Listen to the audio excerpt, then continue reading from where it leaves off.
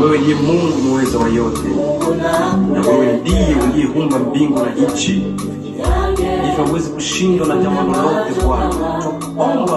Tuomba Baba, fanya maajabu, njoo tuonekanie.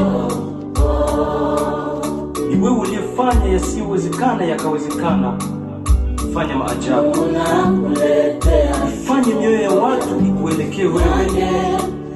Maana watu wengi wanashindwa kutambua kwamba uko Mungu usiyeshindwa na jambo lolote, na ndio maana wanaendelea kupelekwa na mambo ya utandawazi. Fanya yaliyo mapenzi yako. Wachukua sehemu ya Sauli, utandawazi unaua kisaikolojia.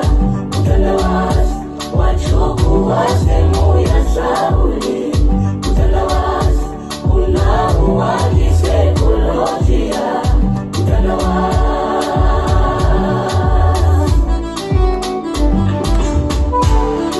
Yesu, nimekuja kwako kukulilia.